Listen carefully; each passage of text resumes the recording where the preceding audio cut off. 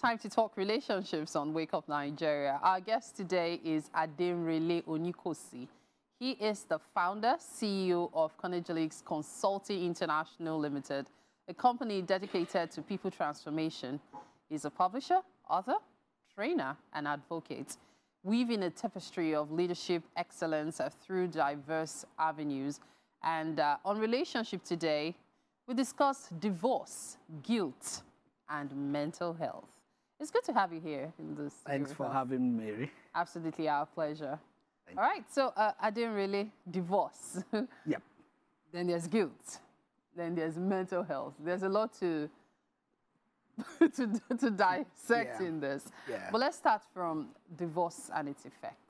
Okay, so thank you. So divorce, interestingly, is a topic people shy away from talking about. I have never understood why, but please go ahead. You know, and for me, I sometimes think that it's a cultural hypocrisy, Bam. right, around us here, because marriage is the coming together of two people.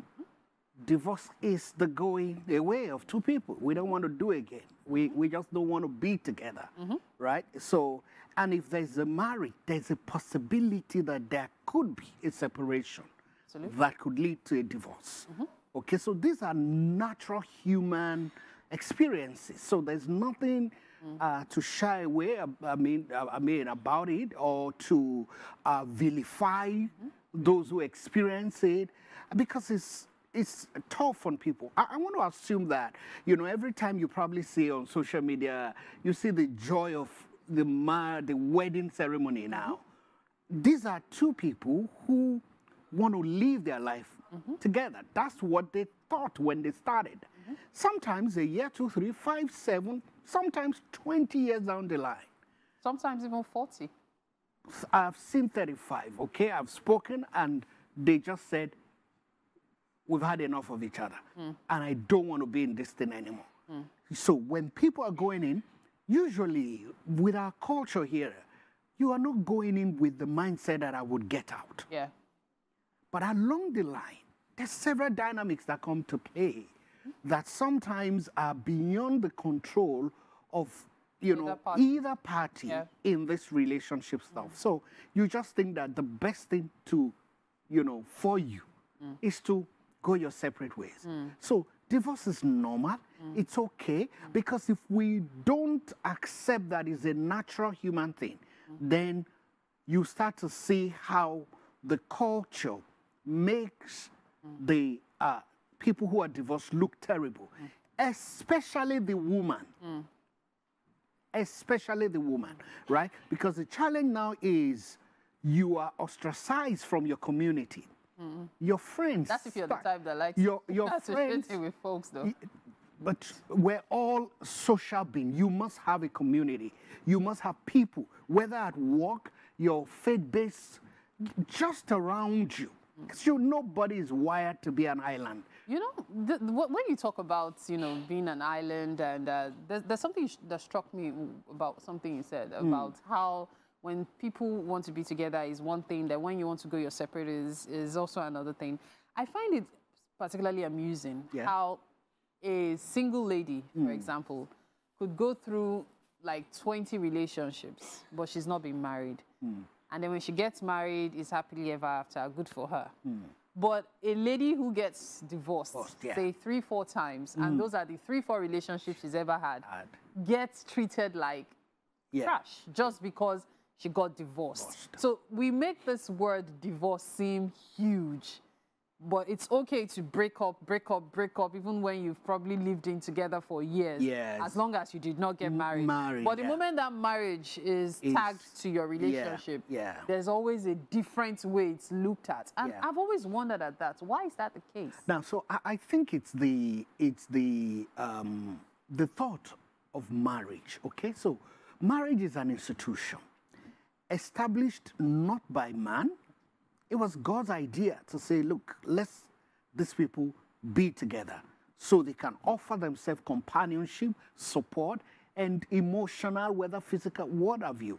Okay, so, and I think the idea also is because of children that comes to play. Exactly. Now that becomes the biggest factor, right? Because it affects these children differently, especially the way the adults in their life treat their separation. Yes. I have seen people who are separated, divorced, but you would not know it on the children, right? Because they handled their co-parenting, you know, with intelligence, yes, and knowing that there is, I mean, there are other parties in this thing. So it's not just about you and I, but there are other people here. So let's just keep ourselves aside and see how our decision affects these people. Yeah, so. And you know, talking about children, that takes us to the guilt aspect, because most times, what makes people feel guilty? Sometimes the cost of the wedding ceremony, the time, you know, how you wasted people's time and efforts. But most importantly, the children involved. Yeah. That's usually the source of the guilt. Tell us about guilt following divorce. Okay, so, you know, for some people, the guilt comes also from their community. Not just because now when you talk about maybe the cost of the wedding you wasted at times, it could be 20 years down the line. So nobody really, you know, anymore, you know, about that. But again, you find there are people who harbor the guilt of what would God think about me.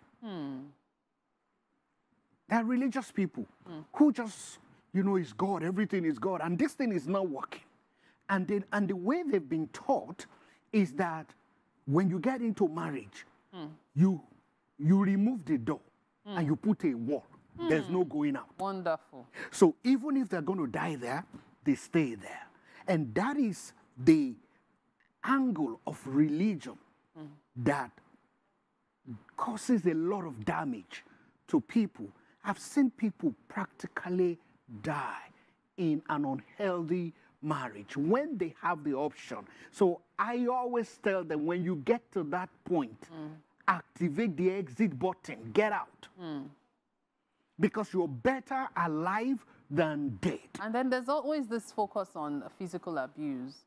Many people do not realize that the emotional abuse is oftentimes worse than the physical abuse. You know, when you say that, it brings me to, it's a little bit controversial, but it's okay. We can accommodate a little bit of it. Okay? So, in the Bible, there are 4 grounds for divorce. 4. But then you would not hear it. Then you will hear, you must stay there. Except it's infidelity. No. And now, usually on the woman's part. The infidelity is actually one of the 4. 4, yeah. Right? So there's what? There's desertion. A partner leaves you. You know, like they talk in America. You're going out to buy milk and you don't come back after 4, 5, 10 years. You know, so somebody just leaves. I believe under Nigerian law, it's 7 years of desertion. So desertion is a ground for divorce. Somebody just leaves you, no explanation, you don't know. They just said goodbye to you. They're going to work.